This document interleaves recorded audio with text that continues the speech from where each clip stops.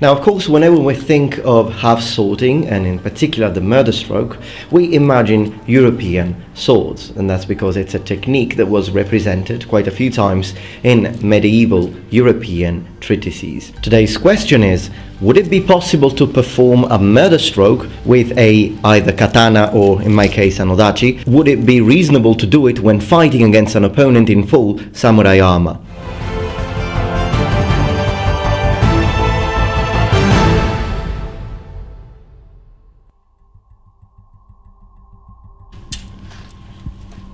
So here's the thing, technically with a katana or nodachi, with a Japanese sword, it is possible to perform a Murderstroke. In other words, holding the blade, the weapon from the blade, and using it as a blunt implement of combat. Now, of course, when you do this, the advantage you get is that you can actually hurt someone wearing armor because of the blunt force distributed mostly on the quillons of European swords. Problem with the katana or Japanese swords is that they don't have very much of a guard. They don't have quillons, and they have this disc guard, which is very, very small. Now, in my opinion, although it would be technically possible to perform a Murderstroke with a katana, it wouldn't be as effective as if you did using a European sword, because of the fact that the hilt itself is a lot smaller and it has a lot more mass. But the question is, considering the fact that samurai did not use European swords, and if you were going to fight an opponent in full armor, would you do this to gain at least the advantage of some blunt force, even if not as effective as doing it with a European sword, because you couldn't cut with a katana anyways the opponent in full samurai armor? Half-swording makes sense in the West because the Western knight would be fully enclosed in steel. Now, in case of the samurai though, the samurai armor is not really fully enclosing your opponent, and it does have a few more weak spots than the European counterpart if we compare a 15th century full harness with a Japanese style armor. So if I were to try and cut through this armor, of course I wouldn't try and hit the door, the cuirass, because that would be one of the most solid areas of the armor. That wouldn't do any effect, nor would it trying to cut the helmet, of course. But please keep in mind that samurai did not, as far as we know, and considering the entirety of iconography of Japanese warfare, the samurai did not wear the mask in combat. What that means is that the face is always exposed, and sometimes they would only wear the chin guard, so the protection of the chin only, but other times the face would be exposed. So even though cutting would not be a good idea with a bladed weapon, still piercing could be. Now, even wearing the mask, still the sides of the helmet are rather large and wide. What this means is that although it's good at protecting you if the blow comes with a cut, it's not as good when someone is really good at piercing. This is why I think that using a European sword, it would be a very good idea to half-sword against the samurai. Because when you half-sword, it's actually easier to direct the point of your blade. You do become more precise. So a powerful half-sword thrust is not only more powerful than a normal one using just one hand, but it's also more precise. Another weak spot of samurai armor, which is a common weak spot with European armor, of course, is the armpit. Piercing through the armpit is a direct route to the heart.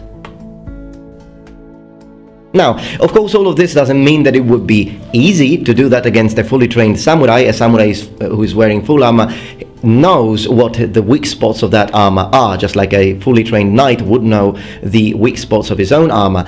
But considering that samurai armor does have a few more weak spots than the European counterpart, which could be exposed against piercing, for example, or very precise hitting, and considering the fact that even if you did half-sword, then this weapon, considering the small guard, wouldn't really have as much of an effect on your opponent as the quillons, the metal quillons of a European sword, and I don't think it would really make much sense. Of course, the best choice against a fully armored samurai would be to use a kanabou.